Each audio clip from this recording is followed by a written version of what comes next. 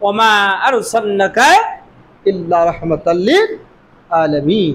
এই পৃথিবীতে মুহাম্মদ রাসূলুল্লাহ সাল্লাল্লাহু আলাইহি ওয়াসাল্লামকে আমি রহমত স্বরূপ এই পৃথিবীতে প্রেরণ করে দিয়েছি। তাহলে রাসূল আকরাম সাল্লাল্লাহু আলাইহি ওয়াসাল্লামের তিনি আল্লাহ পাক বলেছেন আতিউল্লাহ ওয়া আতিউর রাসূল, তোমরা সর্বোত্তম আল্লাহর গোলামি করো, দাসত্ব করো, আল্লাহর অনুসরণ করো, ওয়া আতিউর রাসূল, এবং রাসূলের অনুসরণ করো, রাসূলের দেখানো পথে চলো। ইন কুনতুম মুমিনিন, তোমরা যদি মুমিন হতে চাও, মুত্তাকি হতে চাও, তাহলে আল্লাহর গোলামির পাশাপাশি রাসূলের অনুসরণ অনুকরণ করো।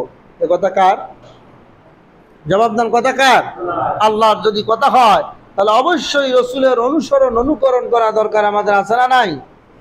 আল্লাহ পাক কোরআনুল কারীমের ভিতরে, আমি যে কথাটা প্রায় বলি, যে কোথায় আল্লাহ পাক নবীজিকে ডাইরেক্ট মোহাম্মদ বলে ডাক দেননি।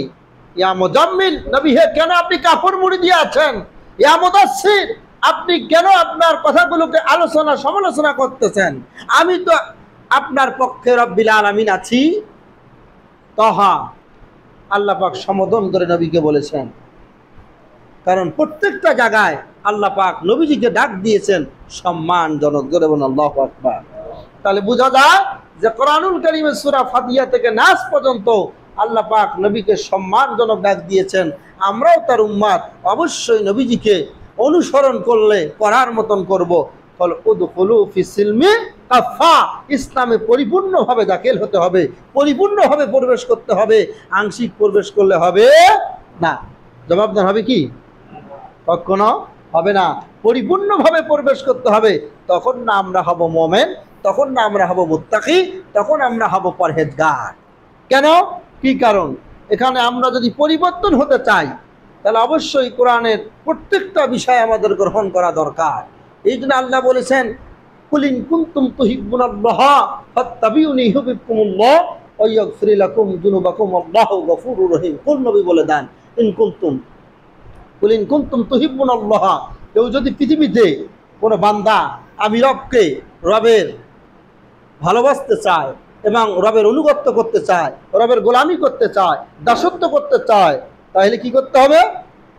ফাত্তাবিউনি, তারা যেন অনুসরণ করে একটা ব্যক্তি। সেই ব্যক্তিটা কে? আর কেউ নয়, মুহাম্মাদুর রাসূলুল্লাহ সাল্লাল্লাহু আলাইহি ওয়াসাল্লামের যদি অনুসরণ করতে পারে, অনুকরণ করতে পারে, তাহলে আমি আল্লাহ পাক কি করব? ইউহিব্বুকুমুল্লাহ, আমি তার পূর্বের অতীতের গুনাহগুলো মাফ করে দিব। ওয়া ইয়াগফির লাকুম যুনুবাকুম আল্লাহু গফুরুর রহিম, আর আমি আল্লাহ পাক অতীত বর্তমান ভবিষ্যতের গুনাহগুলো আমি আল্লাহ পাক আমার গুণবাচক গফুর নামের ওসিলা মাফ করে দিব। তাহলে রাসূলের অনুসরণ অনুকরণের ব্যাপারে আল্লাহ পাক আবারও বলেছেন সূরা নিসার 82 নম্বর আয়াতে বলছেন অমাইতি রাসূলা ফাকাদ আতাল্লাহ, যে রাসূলের অনুসরণ অনুকরণ করলো সেজন্য আল্লাহ সুবহানাহু ওয়া তাআলার অনুসরণ অনুকরণ করলো। চিল্লায়া বলুন আল্লাহু আকবার। তাহলে এখন বলুন রাসূলের দরকার আছে না নাই? একটাই যে কারেন্টের বাল্ব জ্বলতেছে, এই যে আমার মনে করো যে ফ্যান বাতাস দিচ্ছে, এটা একটা নেগেটিভ আর পজিটিভ আছে, আছে না নাই? তারপরে না বাল্ব আলো দেয়, তারপরে ফ্যান জ্বলে।